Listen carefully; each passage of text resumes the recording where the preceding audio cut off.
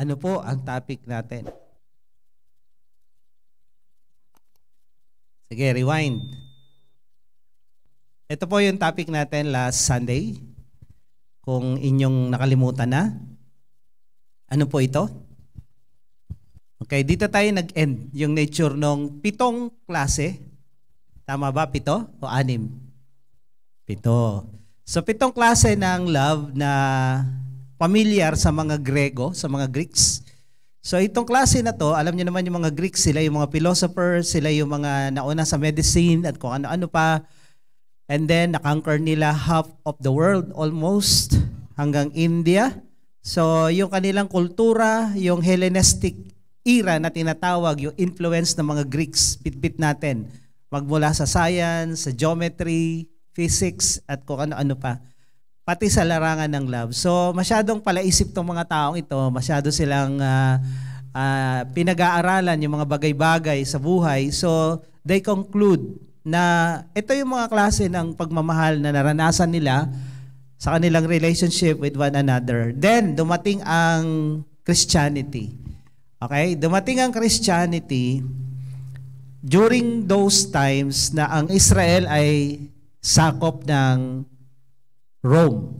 Pero before that, kung alam niyo yung Malakay, no? The book of Malakay and the book of Matthew, meron pong pagitan na 400 years. Okay? 400 years yan. And during the time ng 400 years, walang lumitaw na propeta sa Israel. Walang mensahe ang Diyos, tahimik si Lord for 400 years. Imagine mo yun, 400 years tahimik si Lord. Pag ikaw nasa gitna ng problema, 1 linggo at si Lord walang sinasabi sa'yo, mahirap na yun. Ito 400 years. And during that time ng 400 years, ang naghahari sa mundo ay mga Grego, mga Greeks. Mga Greeks ang naghahari sa Israel. Nasakop ni Alexander the Great ang Middle East hanggang India. So ang naghahari sa Israel during those 400 years ay mga Greeks. And then natalo sila ng Rome. Pero yung salita na ginagamit ng mga tao, even natalo na yung Greeks ng mga Romans, ang salita pa rin ay Greek. Nahaluan lang ng konting Latin. So ngayon, itong 7 na salita na to ay galing sa Greek.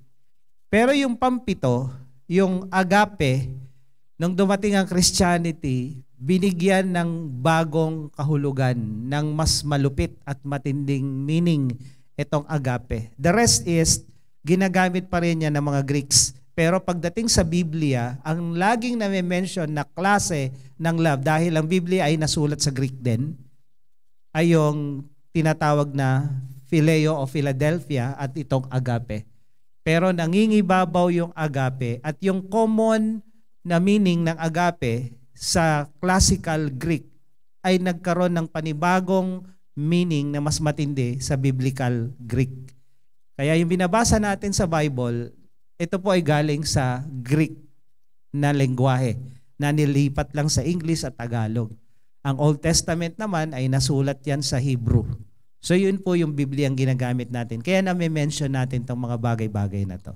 So ngayon, ang pag-uusapan po natin, dahil nag-end tayo sa agape, bigyan natin ng mas maraming oras, mas maraming pagkakataon na maintindihan natin itong salitang agape. Okay? So let's bow our head. Let's pray. Panginoon, sa oras na ito, hayaan mo, Lord, na itong salitang agape, itong love mo, Panginoon, ay lalo naming maintindihan, lalo naming maunawaan, at Lord, hindi lang maintindihan at maunawaan, ma-experience at magamit. As we listen to your word, let our hearts and mind be open. Let your Holy Spirit speak to us. Lokoban mo ang lugar na to ng presensya mo na bawat bahagi ng aming pakikinig, naririnig namin ang tinig mo. Ikaw lang, Panginoon. At may taas ka habang kami nag-aaral. Lord, walang gawa ang kaaway na makakasingit dito. Lahat ng disturbances, lahat ng gawa ng kaaway ay tinatalian namin sa pangalan ni Jesus. At lukuban mo kami, Panginoon, ng presensya mo. Balutan mo kami na yung banal na dugo. At Lord God, in Jesus' name, paglabas namin dito, hindi lang kami may bagong kaalaman, kundi bagong tao kami, Panginoon. Lord, we welcome you. Be with us. Let your anointing fall and flow upon us, Lord, this morning. We thank you in Jesus' name. Amen. Amen. Sige, palakpakan natin ang Panginoon. Okay. So, nag-conclude tayo dito sa agape. Sinabi natin, when all kinds of love fails, God's love or agape never fail. Kaya nga, nakita nyo yung nature nitong love na to. Yung eros, ito ay physical. Kung yung mag-asawa ay nagpakasal dahil sa physical lamang na katangian, nagandahan, nakyutan, na machohan, na seksihan, paglipas ng 20 to 30 years, tapos humilera yung mga anak nyo, nag-do, re, mi, fa, sol, la, ti, do na yan. Wala na yun. Wala na yung sexy na yan. Wala na yung macho na yan. Kaya nga sabi ko, yung humps tsaka yung curve, nagkakapalit na yan. Kaya kung yun lang ang dahilan ng pagsasama nyo, lilipad sa bintana to. Yung pagmamahalan nyo maglalaho, magigiba. Dahil ang pundasyon ay eros, hindi matibay ito. Sa mga kabataan, ganun din. Kung ang inyong kilig to the bones ay dahil cute lang, mukhang opa, paglipas ng panahon, mukhang opo na yan. So, mawawala. Naglalaho itong eros. At pag itong eros na to, hindi natupad yung gusto because ang gusto ng eros, take. Gusto kong makuha yung gusto ko. Pag hindi mo nakuha, anong mangyayari? Anong feeling mo pag di mo nakuha yung gusto mo? Anong feeling? Masaya? Disappointed ka? Galit ka? Okay? Bakit maraming tao galit? Kasi malamang sa malamang, ito yung kanilang love na ine-express o nararamdaman. Pangalawa, ludus. Playful. Play lang. Ano lang to? Pling-pling. So ngayon, yung kapling-pling mo, ikaw ang napling, ikaw na nabalikan, hindi ka, kumbaga, kunyari, napagkasunduan ka, pipling mo tong babaeng ito. Ayun pala, magbabarkada pala to, pinadama ka lang, niloko ka lang, tapos magbabarkada sila. Akala mo, ikaw nakaloko, ikaw naloko, sa dulo, galit ka dahil naisahan ka. Yung gusto mong makuha, hindi mo makuha, ikaw pa nabudol. May mga ganong kwento ha. Hindi ko na lang sabihin kung sino-sino yung mga yan. So, this kind of love is pag hindi mo nakuha, ang ending, frustrated, galit, masama loob. At ito yung mga, kung nanonood kayo ng mga news, yung tinatawag na pinatay dahil sa love. Ang tawag nun? Yun, crime of passion. Crime of passion. Hindi ko nakuha ng iba. Di ba? Yung mga ayaw makipaghiwalay. Di ba?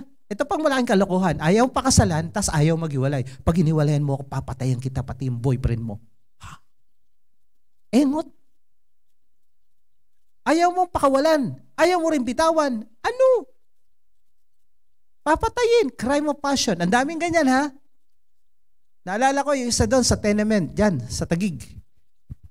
Dahil naghiwalay sila, kalibin niya, pinatay niya, tapos lahat ng makasalubong niya doon sa condominium, pinagpapatay niya. Anong kinalaman nito mga to? Ito yun. Eros, ludus, crime of passion.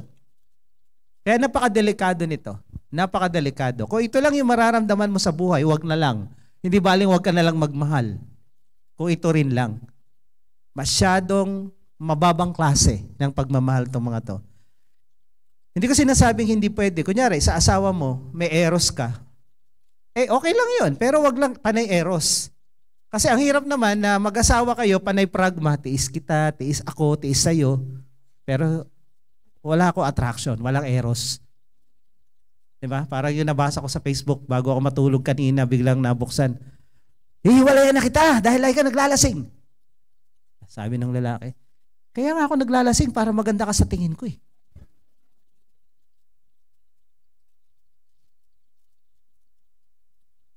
Kaya sabi niya, hiwalay na kita. So, kailangan ng eros sa mag-asawa. Okay? Kailangan yung asawa mo, pinakamaganda sa tingin mo. At yung mister mo, pinakapogi sa tingin mo. Hindi yung holding hands kayo ng asawa mo, pero nakatingin ka sa iba. Di ba? Di ba? Sagot!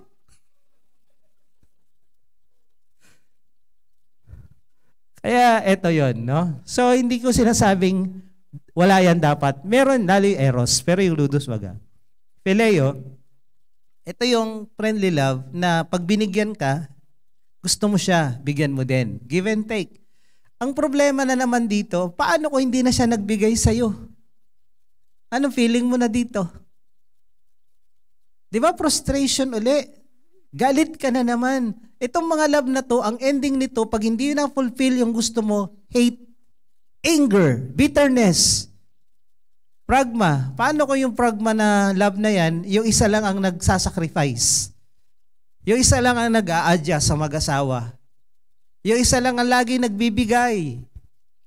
Kaya nga sinasuggest namin sa couples mentoring na ano yung gusto ni Mister, anong gusto ni Mrs. Gumit na kayo. Mag-agree kayo sa gitna. Hindi yung lagi na lang pinagbibigyan si Mrs. o pinagbibigyan si Mister. Di ba? Alam niyo, marami kayong matututunan sa Facebook. Kunyari, para unawain mo ang Mister, 4 lang na bagay. Para unawain mo si Mrs., alam mo, kalahating araw na tinitingnan ko yung nakasulat, di ko tinapos. Para ka daw mag-a-agree sa laws and regulation ng mga software. Nasubukan nyo na mag-apply sa software? O kaya sa aeroplano, yung mga bylaws nila doon para makaklaim ka ng ganito. Ilang page yung hindi mo nababasahin dahil sa sobrang dami?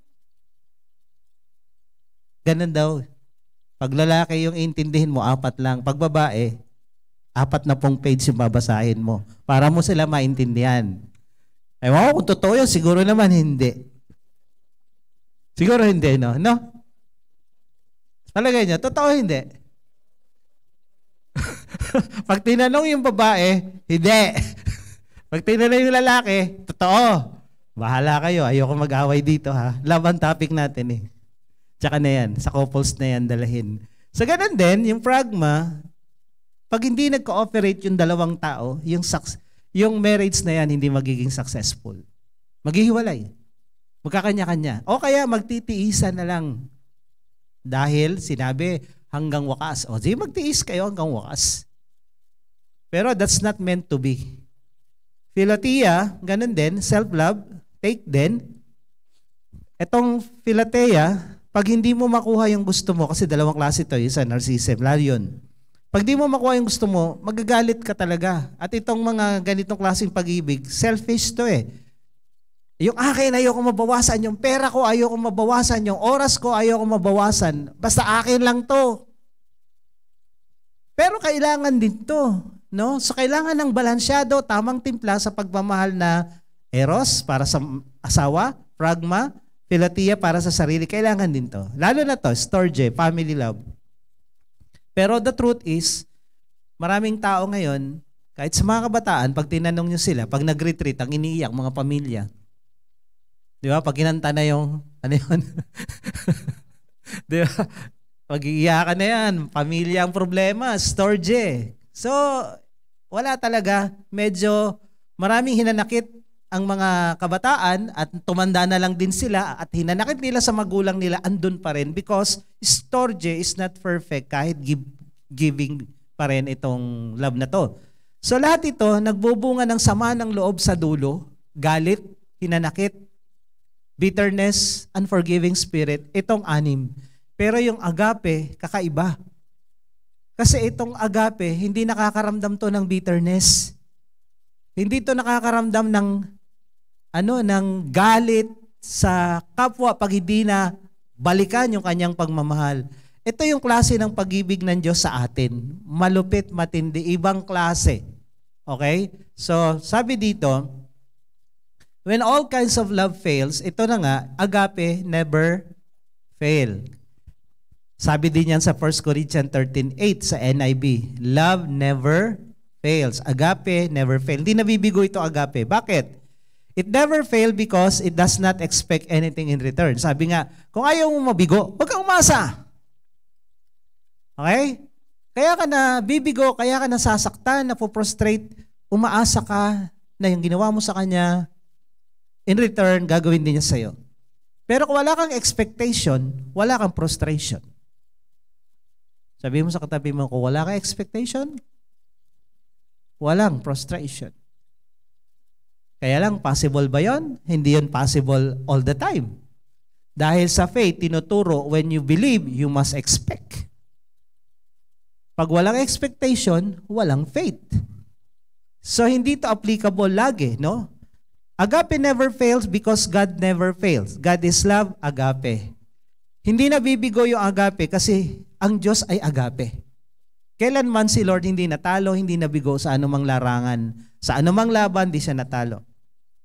This is selfless love that always want the good of others. So ito yung pag-aaralan natin. Tutok tayo dito sa agape. So now faith, hope, and love abide. These three, but the greatest of this is love. Agape. 1 Corinthians 13:13. Okay? So dito tayo. Medyo lalakihan natin yung ating oras para dito. So it is selfless. Wala siyang iniintindi para sa sarili niya, kundi doon sa object ng kanyang minamahal. Wala siyang pakialam kung ano yung maramdaman niya. It doesn't make any sense sa ating human. Pero si Lord, wala akong pakialam. Pag itong minamahal ko, hindi ako minahal, okay lang, mahal ko pa rin yan. Yung minamahal ko, hindi karapat dapat mahalin, unlovable, mahal ko pa rin. Mahal kita maging sino ka man. Si Lord lang ang may karapatang kumanta niyan. Totoo yun. So it is unconditional. Walang kondisyong hinihingi. Unconditional love, the love you give without expecting anything in return. Ito nga, walang kapalit. Keep on giving. Keep on giving. Siguro, kinakanta nyo naman kanina yung it goes on and on and on. Diba? His love remains. Hindi yan nauubos. Hindi na babawasan. Mula noon hanggang ngayon, yung pagmamahal ng Diyos, ganun pa rin. It never changed. Because God is love, God never changed. So kung ano yung pagmamahal niya sa iyo nung pasaway ka, ganito. Nung nagpasaway ka, ganun pa rin. Hindi nagbabago.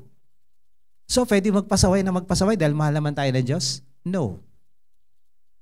Tandaan nyo, all good things comes from God. Pero pag ikaw pasaway, ang demonyo nag-aantay lang sa'yo na maging pasaway kang todo para siya makalusot sa buhay mo. Kaya don't blame God when things happen na hindi maganda. Lalo na kung pasaway ka. Kasi yung protection nga ng Diyos ay lumalabas ka. Okay? So, this love, divine love, agape, is a compassionate love that makes us sympathize with, help, and connect to people we don't know. Yung mga taong may agape sa puso, maawain. At hindi lang sila maawain, they try to do something na makatulong sa mga taong kinaawaan nila. Taong church na to, hindi naman sa pagyayabang, gusto ko lang malaman ng mga bago. Tuwing may kalamidad na malapit dito, this church is in action na tumutulong sa mga yon. Lalo dyan sa Marikina, San Mateo. Pag lumulubog yung mga bahay dyan, nandun tayo.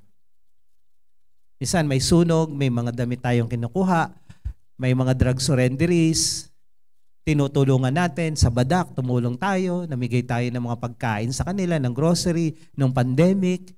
So, bakit natin gagawin to? Wala namang may tutulong pabalik yung mga yan sa atin. What drives us to do this is because of the agape, love of God. Nandito yun sa atin. So, kung ikaw wala kang agape, wala kang pakialam sa kapwa mo. Kung ikaw walang agape, selfish ka. Buhay mo lang iniintindi mo. Pamilya mo, sarili mo, negosyo mo, yun lang. Wala kang pakialam sa ibang tao. To be a Christian, to evangelize, to share the gospel, kailangan makialam ka sa buhay ng iba. Kaya pag di ka nakikialam sa buhay ng iba, ibig sabihin wala kang agape. Okay? Next. It is seeking the highest good of another person often requires sacrifice. Gusto mong mapabuti yung taong yan kahit minsan nagsasakripisyo ka ng pahinga mo, sasakripisyo ka ng tulog mo, sasakripisyo ka ng pera mo, ang dami mong sinasakripisyo, tumino lang yung taong yan. Tapos ang tagal tumino. Tingnan mo yung katabi mo. Tagal! Kalabitin mo, gising. Ikaw kausap ni Lord. Tagal, grabe. So mas matagal tumino, mas matagal yung paghihirap mo dito. This is agape. Mula nung tayo sinilang sa mundong ito, itong agapeng ito, sinusundan na tayo. Hanggang tumanda tayo, takbo tayo ng takbo. Pag may nag-invite ng Bible study, ayaw natin umattend. Pag may mga salita ng Diyos, ayaw nating makinig. Pero hindi tayo tinantanan ni Lord hanggang nahuli tayo. Amen? Hanggang isang araw, merong ginamit si Lord na makulit. Bible studyhan tayo, pinagtiyagaan tayo, wala na talaga, bumigay ka na. Sino yung bumigay na kay Lord? Sumurrender na. Parang lang tatas ng kamay doon. So, hindi ka tatantanan ni Lord, okay? At gusto ni Lord mapabuti ka. Bakit ka gusto ni Lord makarinig ng gospel at sumunod sa Kanya? Kasi gusto ni Lord mapabuti buhay mo. Wala nang buhay na gaganda at magbabago kundi yung mga taong sumusunod sa salita ng Diyos. Wala nang ibang paraan. I tried everything. Nagsimula ako na loko-loko, mabait na bata, then naging loko-lokong teenager, lahat tinry ko na, pero walang nangyari. Si Lord lang talaga at ang Biblia ang nagpatino sa akin.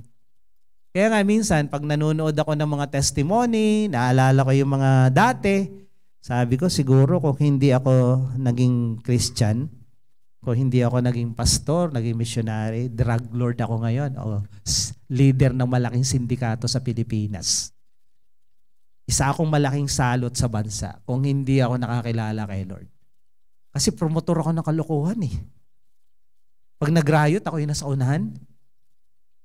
Nung sinunog yung eskwelahan, ako yung promotor. Lahat ako. Pag may riot dyan, sigurado nandun ako.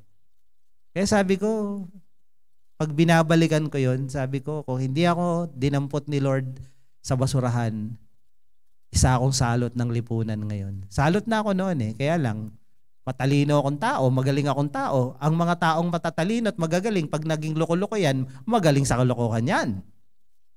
Di ba? Kaya buti na lang, naawa ang Diyos sa akin. So hindi niya ako tinantanan, nahuli ako. Kaya yung mga pinagpe-pray niyong 10, hindi rin tatantanan ni Lord yan hanggat pinagpe-pray niyo. Mahuhuli din yan. So surrender din kay Jesus yan. Kaya importante yung may nagpe-pray at may nag-share. So this is sacrificial love. So God's love for you, ito itsura. Yung agape niya, He always seeks your good. Gusto ni Lord, umasenso ka. Gusto ni Lord, maayos buhay mo. Gusto ni Lord, maayos pamilya mo. Gusto ni Lord, okay ka. No? Gusto ni Lord, masaya ka. Pero hindi laging masaya yung gusto ni Lord. Kasi kung gusto ni Lord mapabuti ka, minsan yung paraan hindi masaya. Pero yung dulo ang masaya. Tandaan nyo, when it is not happy, it's not yet the end. God is the God of happy ending. So, gusto ni Lord mapabuti ka. He will not hurt you or victimize you. Ito ang pagmamahal ng Diyos sa'yo, sa atin.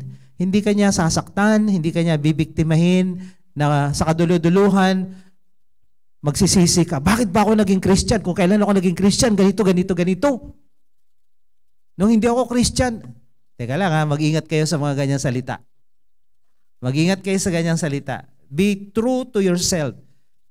Dahil pag dumating yung mabibigat na problema sa buhay mo at sasabihin mo, buti pa noon, wala akong problema. Bulag ka ba? Buti pa noon, may pera kami. Bulag ka ba? Balikan mo nga. Kung masaya ka nung wala si Jesus sa'yo. Kasi the moment, para kang taga-Israel, nung lumabas ng Egypt, tuwang-tuwa. Pero nung nasa wilderness at dumadanas ng hirap, balik na lang tayo sa Egypt. Don't do that. Be true to yourself. Kaya nga, binibilang natin ano yung mabubuting bagay na ginawa ng Diyos sa atin, yung testimony. Dahil pag kinumpara mo yung mabubuting bagay sa problema mo ngayon, it's not worth going back to your former life dahil wala ka lang pera ngayon, dahil may problema ka lang ngayon. Ang tagal na namin sa buhay na ganito. Ang dami na naming hirap na dinaanan ng pagiging Kristiyano. Pero nothing compares sa blessing at proteksyon, pagpapala ng Diyos sa natikman namin. Nothing compares. Kahit dumaan ka pa sa matinding hirap. Kaya don't do that na. Buti pa noon, try niyong bumalik sa dati. Tingnan ko kung anong mangyari sa buhay niyo. Lahat ng nag-backslide. Lahat ng bumalik sa dati dahil hindi kinaya yung pagsubok. Gusto niyo i-powerpoint ko yung mga mukha nila at kung ano nangyari? Katagal na namin dito, alam namin, nakakatakot. Pagpipiestahan ka ng dyablo at di ka na makaka-recover pa. Yung hirap mo ngayon, bumalik ka sa dati, todong hirap. Yung kasalanan mong ginawa, mas malala. Ang dami kong masasabing mga taong ganun. Pero yung nagtiis, sige, mahirap, pero tuloy Lord, laban lang. Doon masusubok yung pundasyon ng pananampalataya mo kung ang pagsunod mo ba kay Lord ay dahil sa pera o sa pagpapala at pag wala na, hindi ka na susunod. Ang sabi nga ni Job sa kanyang asawa, bakit? Susunod lang ba tayo sa Diyos pag pinagpapala tayo? Sabi ni Job. At si Job ay pumasa sa testing. Ganon din tayo. Mahal tayo ng Diyos. Kung dumadating man yung pagsubok, alam natin maganda ang ending nito. Amen? He never gives up or surrender no matter what you do. He keeps on giving and forgiving. Bigay ng bigay si Lord, todo bigay, todo patawad. Di ba? Anong sabi niya kay Pedro? Sabi ni Pedro, Lord, ilang beses ako magpapatawad? 7? Anong sagot ni Jesus? 7? Hindi. 70 times 7 in one day. Eh Lord, demonyo na yung ganun kasama. Oo. Oo, talaga. Yung pinakamasamang tao, patatawarin mo araw-araw 70 times 7. Ilang beses yon?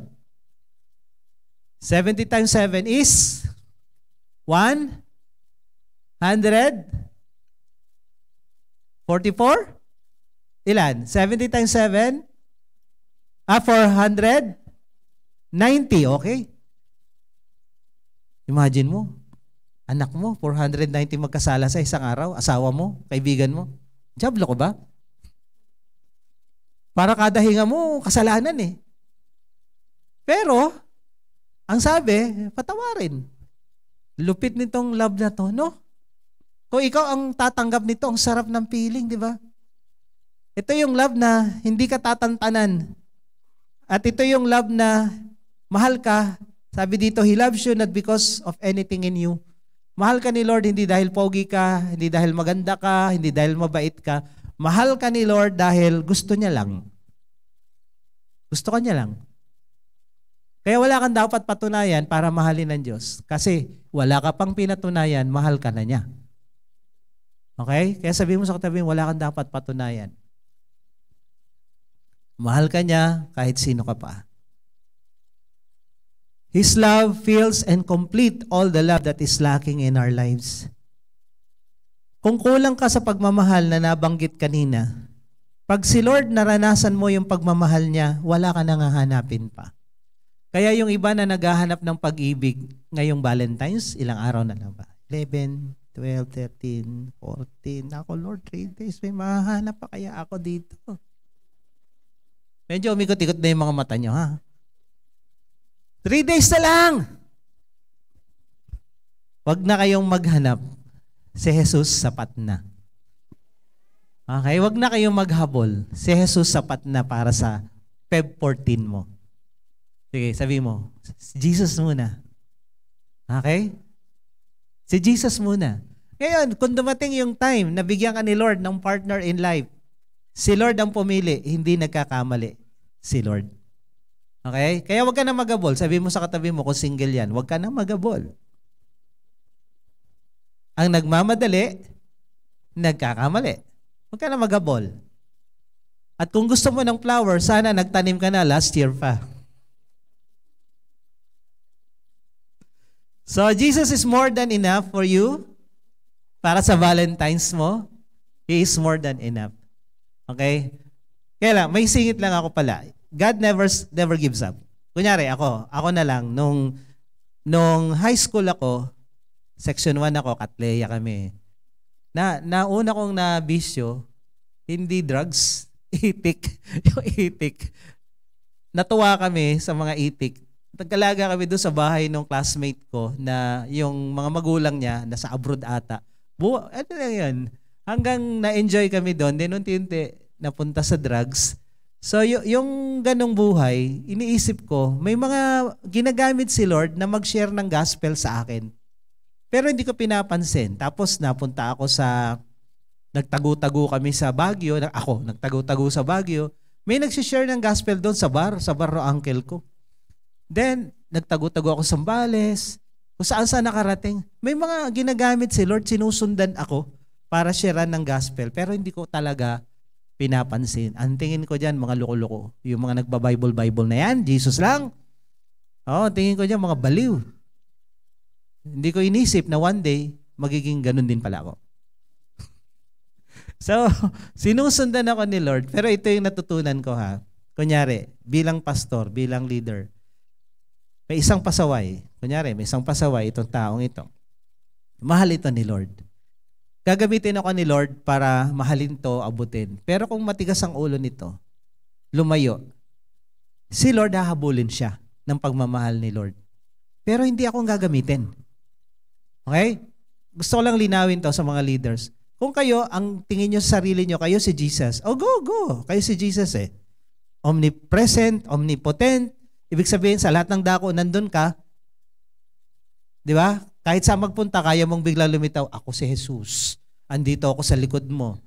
So, ang natutunan ko, nung iniintindi ko tong salitang love na to na agape, ang naintindihan ko sa tagal kong paglilingkod sa Diyos, hindi ako si Jesus.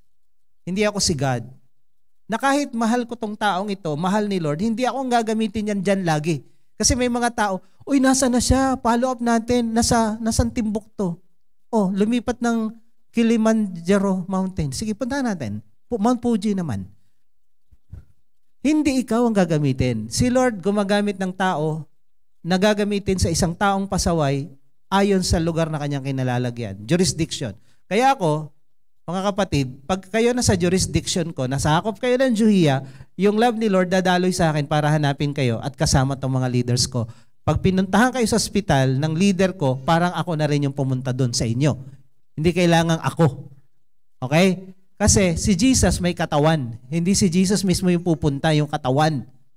Okay? So, ganun din, don't expect na, lalo yung mga leaders na nagme-messianic complex, kailangan natin kumustahin sila. Nasaan na? Nandoon sa ganito. Hindi mo na jurisdiction yan. Ang dami mo nang nasasakupan dito pa lang kung sino-sino pa iniisip mo. May gagamitin si Lord na iba doon. Si Lord hindi magpapabaya kailanman. Kahit saang lupalop ka magpunta, may gagamitin si Lord para sa'yo. Hindi nangangahulugan yung taong nag-alaga sa'yo una. Ganun sa akin eh. Iba-iba yung ginamit ni Lord, pero sa dulo, nahuli din niya ako. Okay? So ngayon, ganito kalupit yung God's love. Yung agape ni love para sa'yo. Sino gusto nito? May aayaw pa ba dyan? Kaya kung papipiliin ka, kaninong love ang kailangan mo sa Valentine's na to? Kay Lord na. Di ba? Sabi mo sa katabi mo, kay Lord na. Malupit to. Matindi to. So ngayon, ang sarap ng feeling to be a recipient, to be a receiver ng agape love of God. Ang sarap ng feeling it. Ewan ko lang kung hindi ka kiligin to the bones. Kaya nga, nung naintindihan ko to, wala eh. Yung 6, out talaga eh. Kasi, ito lang, kompleto na eh. Pag kinilig ka sa Eros, pag kinilig ka sa crush, tas dito sa agape, hindi ka kinikilig, ewan ko kung anong klase kang nilalang. Dahil lahat ng tumanggap kay Jesus, naintindihan yung kamatayan sa krus, naintindihan yung sakripisyo ni Jesus para sa kanya. Ako, wala pang passion of the Christ nung time na nakilala ko si Jesus. Yung pastor ko sa Project 4, tuwing ikwento niya yung paghihirap ni Jesus, yung kamatayan sa Bible study, iyak ako ng iyak. Iyak ako ng iyak. Halos every week naririnig ko, iyak ako ng iyak. Hindi ako iyakin na tao, sa totoo lang. Umiiyak lang ako sa sobrang galit at lungkot. Pero nung time na yon, Tuwing kikwento ng pastor ko yung ginawa ni Jesus sa krus, iyak talaga ako na iyak. Intinding-intindi ko yung pagmamahal niya sa akin na kahit walang hiya akong tao, kahit ang sama akong tao, pinagtiyagaan niya akong habul-habulin hanggang makuha. Pinatawad, binigyan ng pagkakataon, at ngayon ginamit pang leader, pastor. So, ramdam ko, intindi ko. Hindi lang kilig to the bones, kilig to the soul. Ramdam niyo ba yun? Naintindihan niyo yun? Naintindihan niyo yung pagmamahal ng Diyos sa inyo? Kinikilig kayo? Tuwing maririnig ko yun, walang passion, kumbaga walang visual. Nung may passion of the Christ na, mas magandang tingnan na ito yung paghihirap ni Kristo para sa atin. So ramdam na ramdam ko yun. Kaya sabi ko, ibang klase yung pagmamahal ng Diyos. Kilala ko sarili ko eh. Tinakwil na ako ng lipunan, tinakwil na ako ng, yung nanay ko na lang, konti na lang, itatakwil na rin ako eh. Nanay ko na lang, nagtsatsaga sa akin eh. So, itong Diyos na to, na sobrang mapagmahal, pinagtsagaan ako, pinagbigyan ako. Ang sarap ng feeling. Amen? Ngayon, what if hindi ikaw ang recipient, hindi ikaw ang receiver, ikaw ang giver ng agape? What if we are the giver of agape love, not the receiver? Ano naman ang pakiramdam kaya? Kung ang sarap ng feeling, may nagmamahal sa'yo ng todo, kahit walang hiya ka, kahit loko-loko ka, kahit pasaway ka pa, hinahabol ka pa rin hanggang magbago ka, ang sarap ng feeling, baliktarin natin. Ikaw naman yung nangahabol. Ikaw naman yung nagmamahal kahit binabastos ka. Ikaw naman yung nagmamahal kahit binabaliwala ka. Anong feeling? Ilagay natin yung pwesto natin sa kalagayan ni Jesus nang tayo'y mga pasaway pa. Ano kaya ang nararamdaman niya? Sige, imagine niyo. Ano? Masarap tumanggap ng agape. Ikaw magbibigay ngayon. Ano ngayon ang pakiramdam? Hindi kaya umiiyak si Jesus habang inahabol ako nung mga time na yon na nakikipag-riot doon sa karsada ng Project 4. Lumilipad yung mga panat, mga bato. Nanunutok ng baril ng habol ng itak. Hindi kaya naiyak si Jesus sa akin noon. Palagay nyo lang, kayo, habang ginagawa mo yung kalokohan na pinagdaanan mo, hindi kaya naiyak si Lord sa'yo? Diba? Itong love na to, ayaw manakit pero nasasaktan. This is agape. It will not hurt you. Pero yung nagbibigay, nasasaktan. Hindi ka nagbayad sa kaligtasan mo dahil minahal ka ng Diyos, pero ang nagbayad si Lord. Baliktarin natin ito. Diba? He always seeks your good. He never gives up. Baliktarin natin. This is love for you. Gawin natin you. God's love in you. Ito itsura pag tayo na ang nagbigay ng agape. You always seeks their good.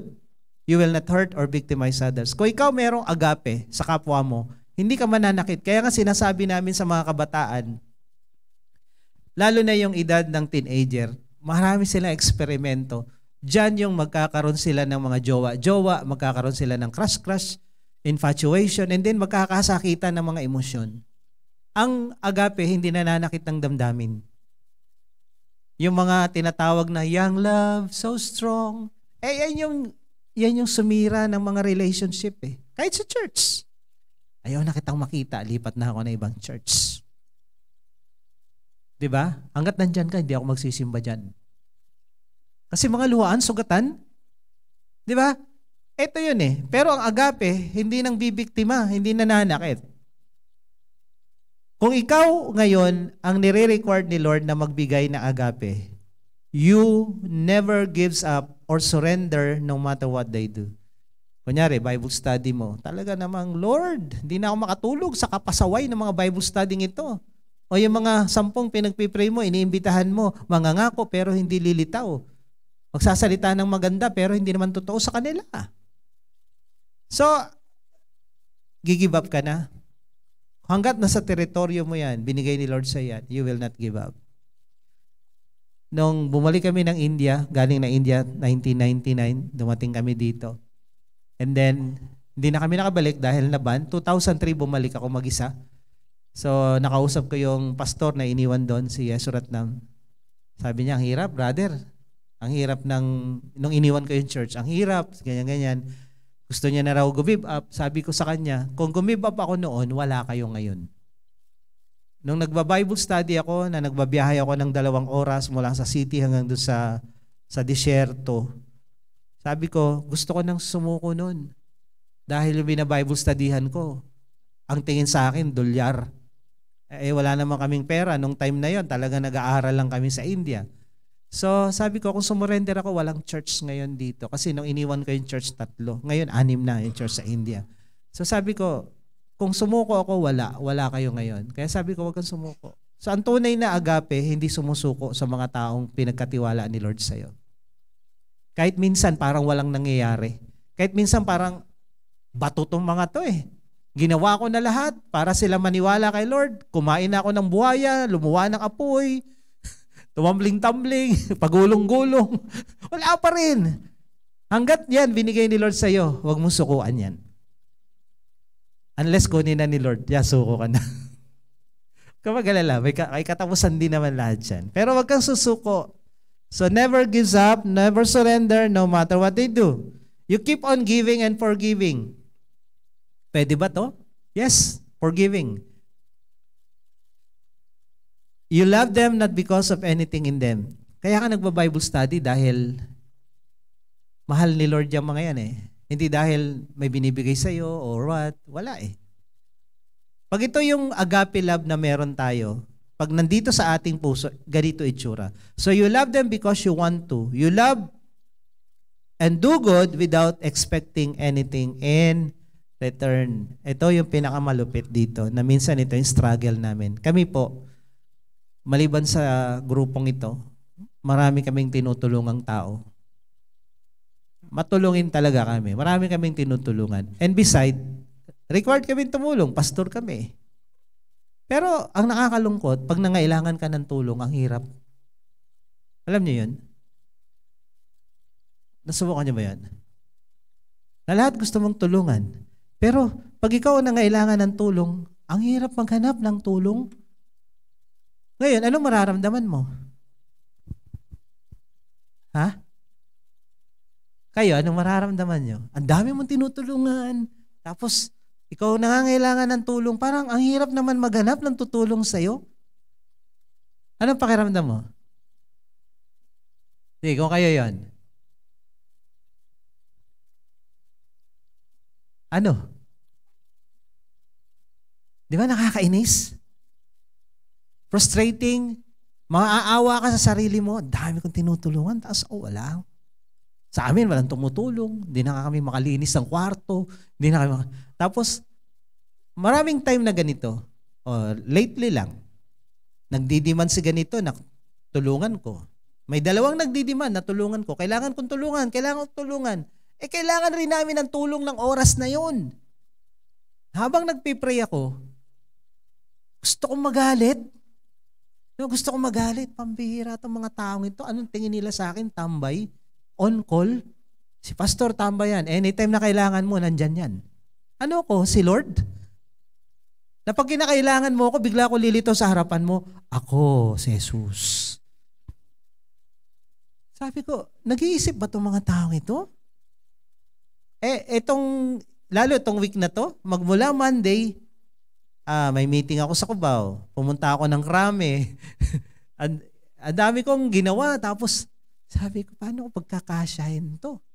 So, yung ganun, frustrating. So, alam mo kung ano nangyari habang nagpipray ako? Gusto kong magalit dahil naawa na ako sa sarili ko na bakit kami, ang dahil naming tinutulungan sa amin, parang hindi naman wala actually, merong iilan.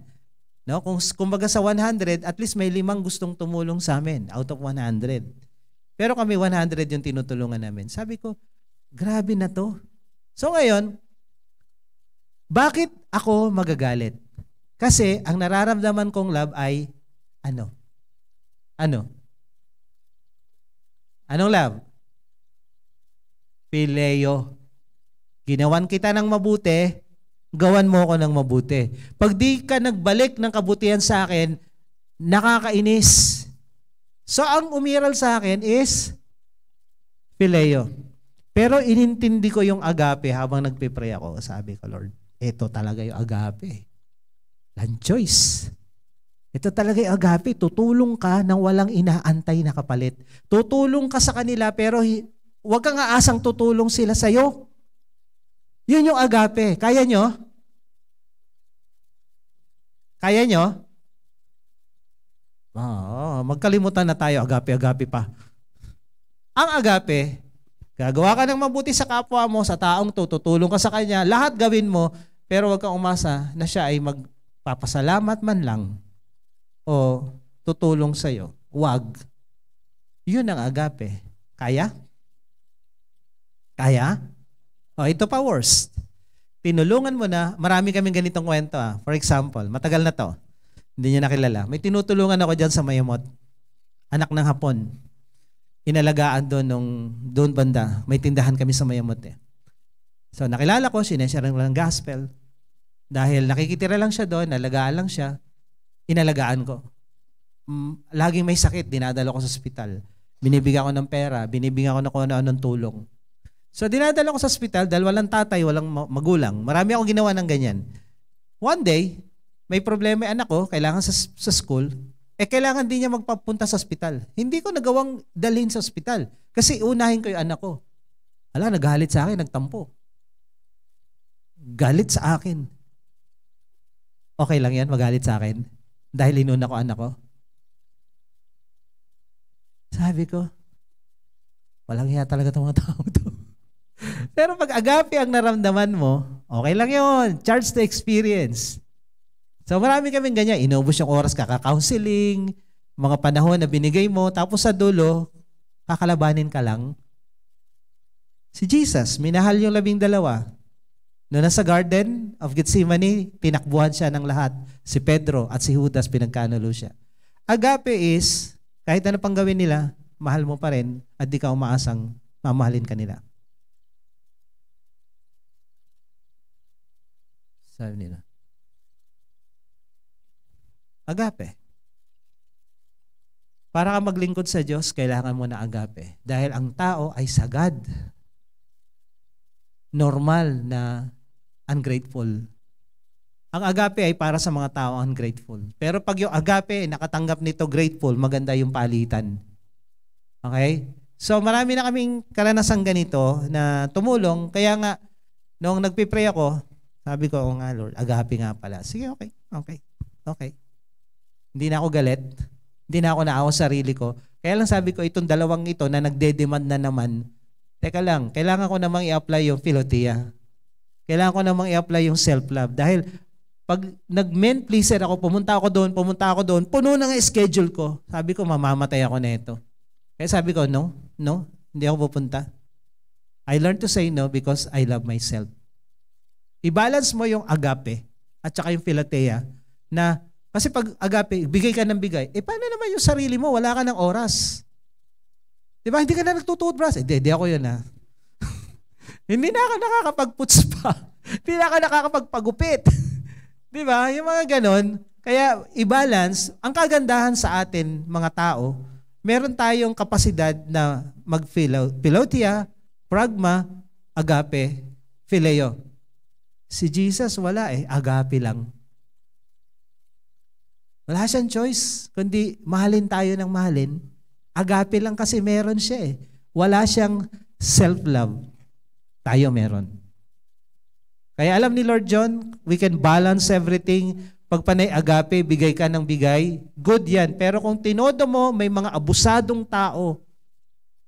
May mga abusadong tao na ginagamit ng demonyo para ka todasin, para ubusin yung energy mo. Doon mo i-apply yung self-love. Na kailangan may oras ka pa rin sa sarili mo. Amen?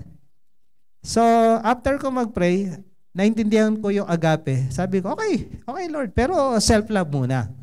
Self-love. Kasi pag binigay ko lahat sa kanila, walang matitira sa akin. At pag wala na ako, paano na yung iba? Inubos na nitong taong ito yung lakas ko. So, I need to balance. So, sabi ng Romans 5:5, itong agape na to, na galing sa Diyos, God so loved the world, agape, He gave His only Son.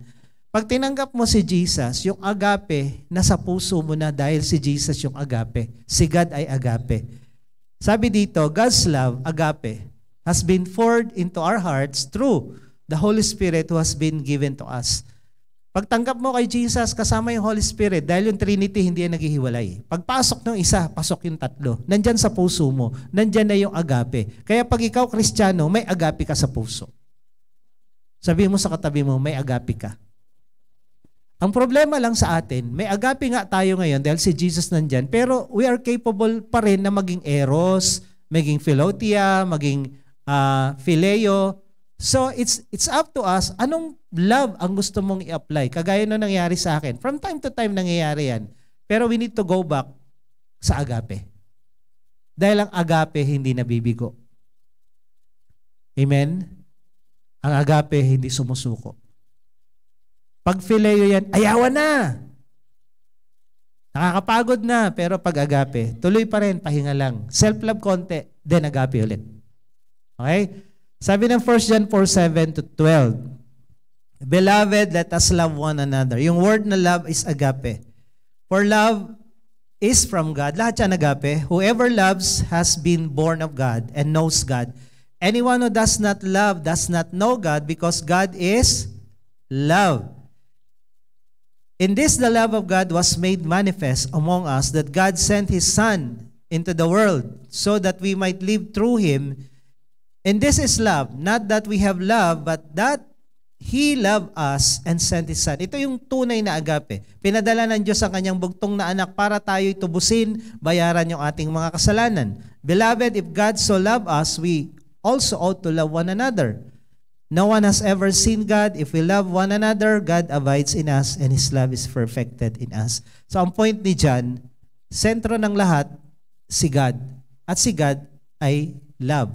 So, ang agape is from God. Wala yan dito. Okay? Ngayon, si God mismo yung agape. Pag meron kang God, may agape ka. Okay? Agape, sabi doon, whoever born of God, sabi dito, whoever loves has been born of God. Pag meron ka agape, ipinanganak ka nga. Christian ka, pinanganak ka sa Espiritu. Born again ka. Agape is the sign of true born again Christian. Pag wala kang agape, hindi ka totoong Kristiyano. If you don't have agape, you are not true Christian. Kaya nga ang sign na Kristiyano ka, ginagamit mo yung agape dahil meron ka niyan. Sabi mo sa katabi mo, gamitin mo. Dahil nakakapiko ng mga tao sa paligid. Nakakapiko ng mundo. Pag di mo ginamit ang agape, lagi ka nalang galit. Kaya yung mga taong laging galit, hindi ginagamit yung agape. Kung Christian yan. So God gave us agape. We are responsible to share the agape to others, Christian and non-Christian. Meron tayo. Agape is the sign of true disciple of Jesus. Sabi dito, a new commandment I give to you, that you love one another. Agape one another. Just I have loved you, you also are to love one another. By this, all people will know that you are my disciples if you have agape love for one another. Nung time ng Christianity, masyadong attractive sa mga unbelievers sila, na mismo mga unbeliever nagkukusang umaten at sumama sa kanila dahil nakikita yung agape, nagtutulungan sila, hindi nila pinababayaan ang bawat isa. Talagang solid yung kanilang relationship because of agape. Ito ang kailangan ng church ngayon. Ulit. At ito kailangan ng mundo, agape. Masyadong attractive tong love na to sa iba dahil ang mundo ay naghahanap ng pagmamahal. Kaso, napapadpad sila sa mga pagmamahal na fake. Yung hindi tunay, yung hindi agape. Pag nakita nila tong tunay na to, maa-attract sila sa Bible study nyo. Kung nakikita nila yung pagtutulungan nyo sa Bible study, yung love, yung mga kapitbahay nyo, magsasabi, pwede ba ako sumali dyan? Ganun ang nangyayari sa Book of Acts. Sumasali sila ng kusa. Kasi because nakikita nila tong pagmamahalan ng mga Kristiyano noong time na yon. So kung tunay kang Kristiyano, may agape ka. Sabi mo sa katabi mo, may agape ka. Gamitin mo. Pag yan ginamit mo, hindi ka mapoprostrate, hindi ka masasaktan. Kasi Nasasaktan ka, nagagalit ka kasi phileo yung ginagamit mo. But the moment na maintindihan mo to at gamitin mo, kaya mong mag-let go. Sige na, okay na. Okay lang. Ito talaga agape talaga May biblical definition ng agape. 1 Corinthians 13:4-8. Sabi dito, agape is this: love is patient and kind. Love does not envy or boast. It is not arrogant. Ang pag-ibig ay hindi mainggitin, mayabang, hindi magaspang ang pag-uugali. It does not insist on its own way. Hindi niya pinipilit yung sarili niya, hindi selfish. It is not irritable, hindi bad trip, hindi laging galit. Ang agape, hindi laging galit. Kaya pag yung katabi mo dyan ay laging galit, alam na this. Hindi agape ginagamit niyan. Sabi mo, hindi agape ginagamit mo. Bad trip ka na naman It is not resentful, hindi nagtatanim ng sama ng loob. It does not rejoice at wrongdoing, but rejoice with the truth.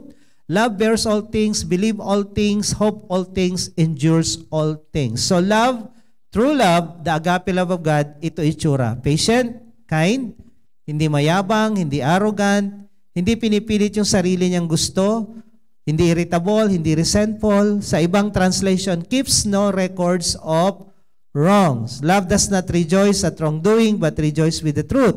Love bears all things, believe all things, hope all things, endures all things. Ano ibig sabihin yan? Pag sinabing patient, handang mag-antay. Ito, sa mga kabataan. True loves waits. Fake love, rush. Pag nagmamadali, nagkakamali. Kaya nga, nauuso yung tatay na si Totoy, nanay na si Nene. Ang pag-aasawa ay nasa tamang edad. At tinuro ko yan yung amygdala sa mga kabataan, lalo sa lalaki. Nagmamature ang lalaki at the age of 25. Pag nag-asawa ka below 25, para kayong naglaro ng Jack and Foy. Marunong kayo gumawa ng bata, pero hindi kayo marunong mag-alaga ng bata. No isang araw lang, yung babae, pumasok lang ng CR ng anak, iniwan yung anak niya doon. Alam niyo yan? Sa CR ng gasolinahan. Tapos nakikinig ako sa radyo, minsan sa mga news, biglang may isang sitwasyon, 3 daw anak niya, panganay niya, 10 years old, tapos 3 beses na naglayas. Sabi nung anchor, bakit po siya naglayas? Hindi, hinahanap niya po kung saan yung dulo ng tren.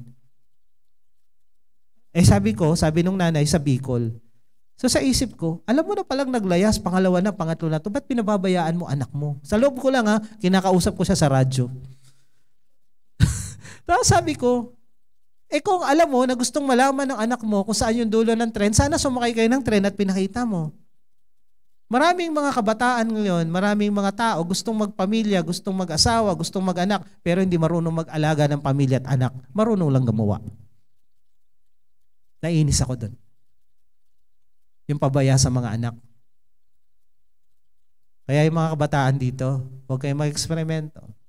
Hindi pwede dito si Totoy ay tatay na at si Nene ay nanay na.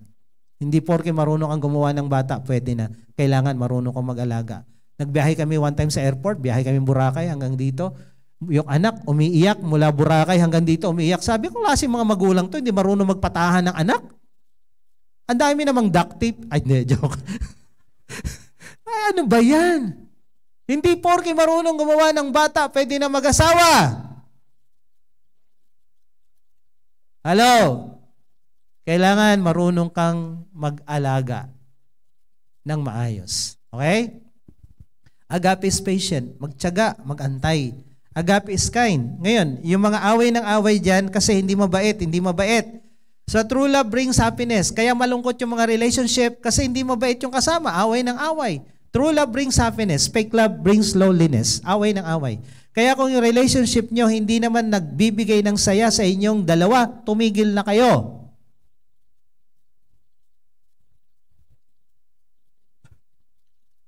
Kung yung pagsasama nyo, hindi kayo lumalago na maging matinong tao, nagiging masamang tao lang kayo, tumigil na kayo. Kung ang relasyon nyo hindi nakakatulong para masunod nyo ang Diyos, itigil nyo na yan. Sabi nila. Pinawawala sa upuan, no? Dapat ang relasyon nakakatulong para ka mabuting tao, mabuting Kristiyano. Kung hindi, tantanan mo na yan. Agape does not envy or boast. It is not arrogant or rude. Pag ang jowa mo, ang kasama mo ay mayabang, magaspang ang ugali, nananakit at nakakasakit. Nagsasakitan lang kayo. Hindi lang sa salita, minsan pati sa gawa. Sa isip, sa salita, at sa gawa. Kompleto. Ang tunay na pag-ibig hindi nananakit. True love heals. The love of Jesus heals the broken and the wounded. Agape does not insist on its own way. Ang tunay na pag-ibig hindi makasarili, kundi ang gusto niya, yung object ng kanyang minamahal, ang mapagbigyan niya. Kaya nga maganda ang turo ni Jesus, agape one another. Ibig sabihin, nag-agape ako sa iyo, mag-agape ka sa akin. Not required, hindi dinidiman, kusa. Kusa. Mahal kita, gawan kitang mabuti. Agape. Siya naman, ganun din ang isip. Pag ganun ang isip ng mag-asawa, ng mga miyembro ng Bible study, ng bawat isa, walang problema ang mundo. Kasi nag-aagawan silang gumawa ng mabuti sa iyo. At siya sa iyo. Agape. So pag ganito ang utak ng lahat, walang lamangan, walang gulangan. Wala. Hindi phileo, agape, na hindi nag-aantay ng kapalit pero nagbibigay pa rin bawat isa. Sana mangyari ito sa ating lahat. Willing to sacrifice, handang magtiis, hindi pinipilit yung sarili niya, yung mga tao, hindi ako masusunod, ako tama. Ayan, may tama talaga yan. True love gives, fake love takes. So ang agape, hindi pinipilit yung sarili niya. Kaya mo lang, tahimik ka na lang, kung yan gusto niya, bahala sa buhay niya. Agape is not irritable or resentful, keeps no records of wrong. Ang tunay na love, walang listahan. Ginawa mo na yan dati. Yung mga historian, di ba? Alaala, nung tayo'y magjowa pa. Di ba? Valentine's, pero iba ang date mo. So, may mga alaala, ang agape, walang record of wrongs. Pag tinanong mo si Lord, Lord, naalala mo yung kasalanan ko dati. Ni Lord, wala akong maalala burado kasi. So, ang tunay na love, hindi nagbibilang ng kasalanan ng kapwa. Nakakarami ka na, ha? Parang kahapon lang, yung ginawa mo. Ngayon, ayan na naman, ha? So, ito yon. Hindi madaling magalit, kaya pag madaling magalit, alam na. Not easily anger. Ang agape hindi madaling magalit, hindi madaling mapikon. Kasi iniintindi niya, agape to. Sige lang. Lululokohin naman yan mamaya. Wait lang. Fake love hates.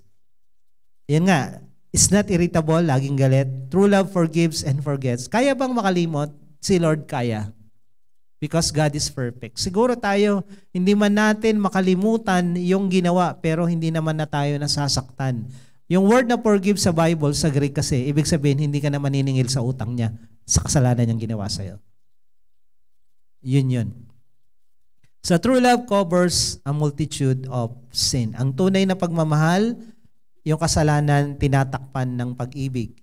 Kaya sabi dito sa 1 Peter 4:8, love covers a multitude of sin. It overlooks unkindness and unselfishly seeks the best for others. Pinalalagpas mo yung kanyang kasalanan. Pinalalagpas mo yung kanyang kamalian at pinapatawad, pinagbibigyan ng pagkakataon. Tinotolerate ba? Hindi. Number 6. Agape does not rejoice at wrongdoing, but rejoice with the truth. Ang agape hindi nagtotolerate ng mali. Pinagpapasensyahan, pinapatawad, pero hindi tinotolerate. Ang mali, mali. Okay? Kaya nga sabi ng Bible sa Hebrews, dinidisiplin ng Diyos yung kanyang minamahal. Ay, masakit yun. Bakit niya dinidisiplin? Kasi hindi niya tinotolerate ang mali. Minamahal niya ang bawat isa, pero pag mali, dinidisiplina niya. At ang disiplina, sabi sa Hebrews 12, masakit. So, true love, do what is right. It is holy and avoid sin. Ang tunay na pagmamahal, hindi nag-i-enjoy sa kasalanan. Kaya nga sa mga singles, hindi yung, nauna! Yung trabaho ng mag-asawa, para lang yun after the kasal. Ang sex after the marriage. Hindi pwedeng nauna yan. Kasalanan yan, hindi yan agape. Hindi yan true love. Fake yan. At pag yan ay nangyari, sisingilin ka yan later on. Yung mga guilt, pag hindi ka nakalaya dyan, it will destroy your relationship. Kaya, we want every young people, magsimula kayo sa tama. Kung nagkamali na yung mga nauna sa inyo, huwag nyo nang sundan. Amen? Maghintay kayo ng kasal. Mas maganda nga yung first kiss nyo after the marriage.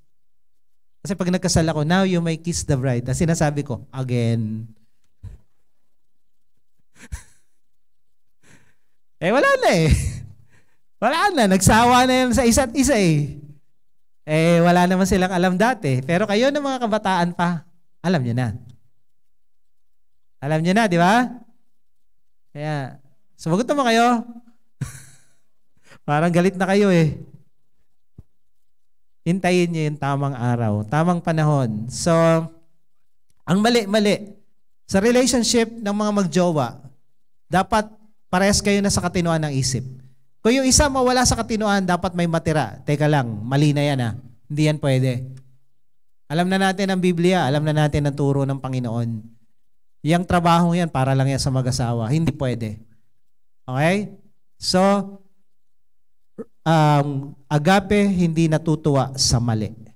Okay? It hate lies but love the truth. So true love do not tolerate wrongdoings. Kaya nga, hindi ka pa rin aabusuhin pag agape. Kasi pag mali, hindi mo na sila pagbibigyan. Sasabihin mo, tama na yan, hindi pwede yan. Okay? Kaya kahit bigay ka lang ng bigay, pero may hangganan pa rin. Ang mali, hindi tino-tolerate. And lastly, agape bears all things, believe all things, hope all things, endures all things. True love is optimistically victorious. Pag pileo, matatalo. Eros, talo. Lahat talo. Pero pag ang pagmamahal mo ay agape, sigurado magtatagumpayan hanggang dulo.